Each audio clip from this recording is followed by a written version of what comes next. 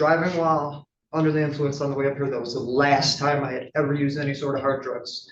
Since I've been up here, I've been on intensive outpatient program. Come right up to the podium, please. You just go on the devices first. On the record in People versus Lance Robinette. This is file number 256862. The record should reflect Mr. Robinette's present here in the courtroom today. Second, if counsel put their appearances on. Anthony, you have the record like all of the people. Claire Brown, on behalf of Mr. Robinette.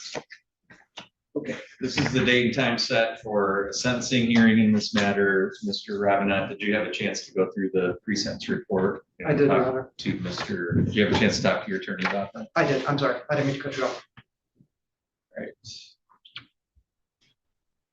Mr. Brown. I do want to mention I did get a letter from Brett Robinette. I had a chance to review that prior to the hearing today. In support of Mr. Robinette. Mr. Brown, are there any additions, deletions, or corrections that need to be? No, Your Honor. Yes. Any challenges to the scoring of the guidelines? No, Your Honor. Mr. Rolla, do people have any additions, deletions, or corrections? We do not.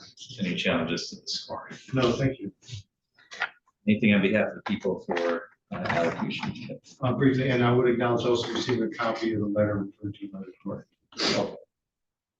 These are the defendant's 5th and 6th felonies, and the defendant had previous controlled substance charges that were dismissed as part of a prior plea agreement. He has many prior felony convictions. Some involve larceny, including unarmed robbery. That leads him with the guidelines of 9 to 23 months up to 7 years. There's a probation recommendation of 2 years with 12 months jail with time held in abeyance for 2 separate controlled substance deliveries. In the opinion of the people, would be little difference from the defendant's sentence on his previous 4th felony for larceny.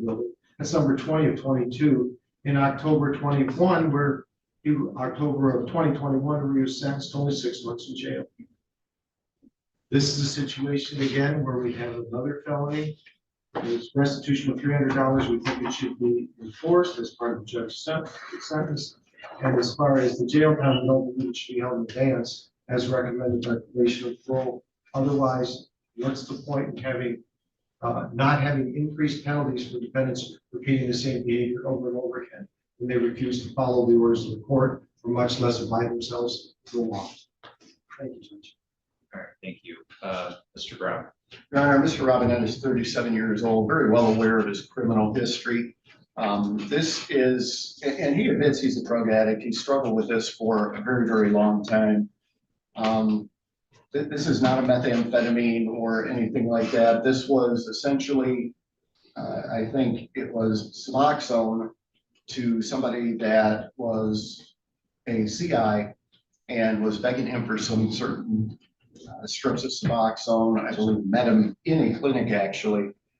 And at least in Mr. Robinette's mind, I mean, he knows that, no, you're not supposed to do that. But in his mind, he was trying to help out a friend that has been going through probably the same struggles that he has gone through. So he can't understand the situation. It's still illegal. I think that he needs to, and he understands this. When you are hanging around with a certain type of a crowd, you call them your friends, but they're your friends as long as you're doing drugs with them and hanging out and doing what they're doing. When you try to get out of that, it's sometimes very difficult. He does have children. He's got very steady employment. He's got the support of his family. He's got a home and he's very stable in his residency. He's just trying to work and move on with his life. And he did take responsibility for this. Even when he was approached by the police, he didn't make excuses to do anything. He said, I can't believe it. I can't believe I was that dumb.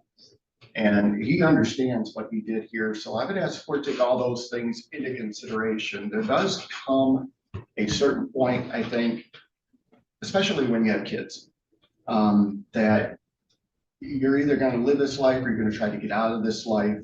He's on Suboxone so he can try to get out of this life, and he made a really bad decision here, and he knows it. And he knows he's got to pay for that. But I would ask the court to take all those things into consideration. He knows he's looking at jail time here. I would ask the court to impose whatever jail time it is going to. He is eligible for a work-in program. I don't want him to lose his job and start all over. It's a vicious cycle. So I would ask the court to consider all that when imposing a sentence in this matter. All right, thank you, Mr. Robinette. Anything you wanted to say today? Yes, please. And I'm gonna try to get this across without as best I can. So as the prosecutor said, I understand I do have a very terrible record. Growing up around Metro Detroit, the drugs are so prevalent down there. It's just hard to get, it was an ongoing terrible cycle. As he said, in 2021, that's when my son was born. We made the conscious decision to move away from Metro Detroit because I just got tired of it. We moved away. I got it driving while under the influence on the way up here. That was the last time I had ever used any sort of hard drugs. Since I've been up here, I've been on intensive outpatient program. I was in the Suboxone clinic. I successfully I took myself out of the Suboxone clinic myself, weaned myself off the Suboxone, switched to Sublocade. I was on the Sublocade program for 6 months, and I weaned myself off the Sublocade program because that's how done I am with this life. I'm just tired. I'm over it. It's just, I'm trying to do better for my kids. I've built a successful business out of nothing that I just would hate to see I understand that I made a terrible mistake. As Mr. Brown said, I know I never tried to deny it. The delivery of the buprenorphine was done with good intention, if that makes any sense. My kid's mom, she stays with me. She's going through some things mentally. She's been in psych ward twice in the past 6 months. I'm the sole provider for my kids. She don't work. I'm just, Your Honor, if you could find a way in your heart to let me, where we can manage a way where I can keep my job without all this going. If I know it's not your problem, but if I do go to jail, I'm gonna lose my partner, my child. I don't even know where my kids are gonna go. They're at babysitters right now, the 16-year-old babysitter that I don't have anybody up here. I don't have family. I don't.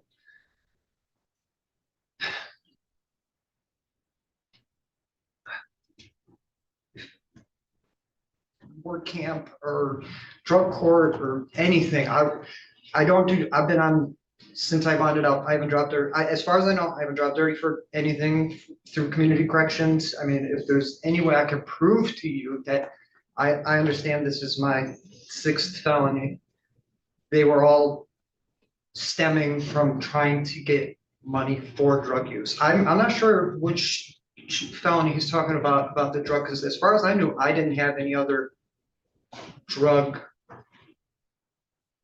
I know I had a paraphernalia charge, but I had a prescription for that, so they dismissed it. I'm not exactly sure which was the other drug charge, but it's not typical for me to be a drug dealer. That's not what I am.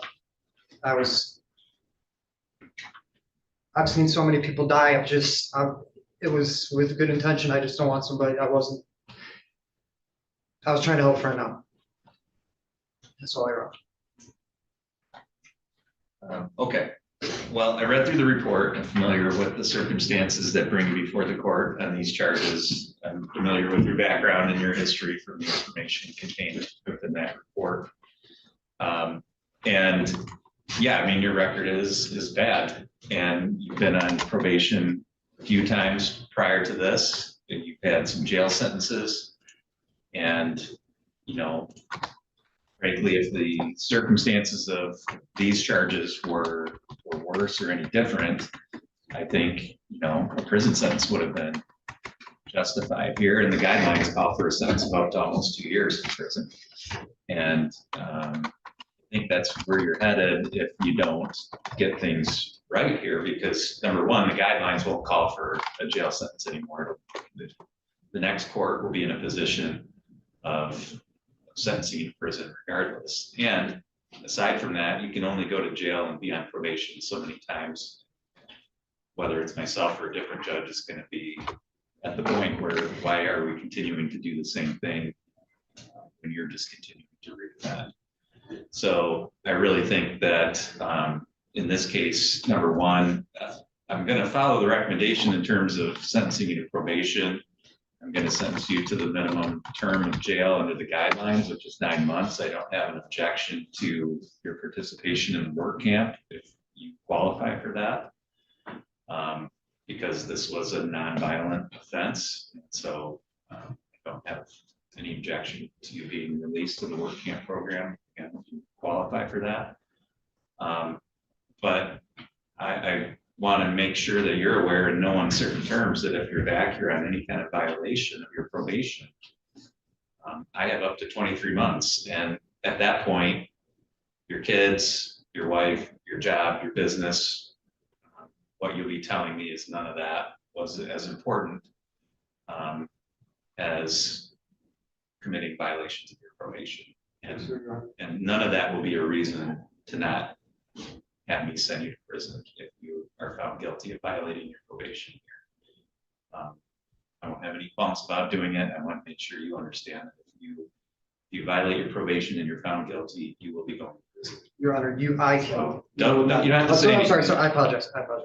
The proof will be in whether or not I'm signing a successful discharge in 2 years, or whether we're back here and headed to Jackson. Okay. Yes, sir. So I promise. that's going to be up to you. You don't have to tell me. You can show me Yes, by sir. complying with your probation. And I really do hope that's the way that things go. But I want you to be clear that this is your last opportunity to avoid going to prison today, right now. So the court is going to follow the recommendation.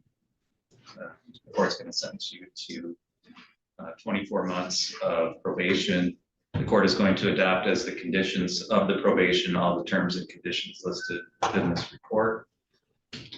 The court is going to sentence you to 9 months in the Otsego County Jail. You do have credit for 2 days served. Again, I don't have an objection to your release to the work camp program.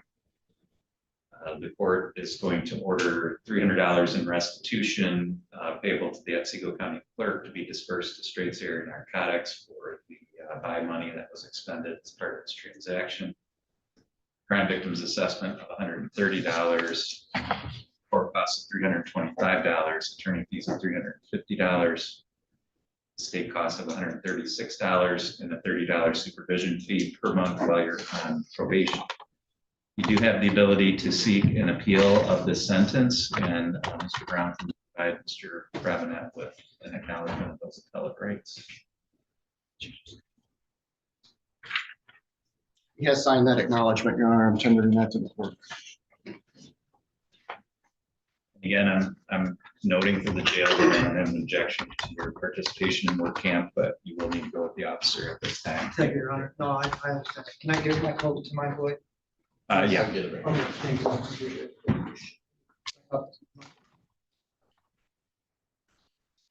That applies to, in this case, be served concurrent to each other.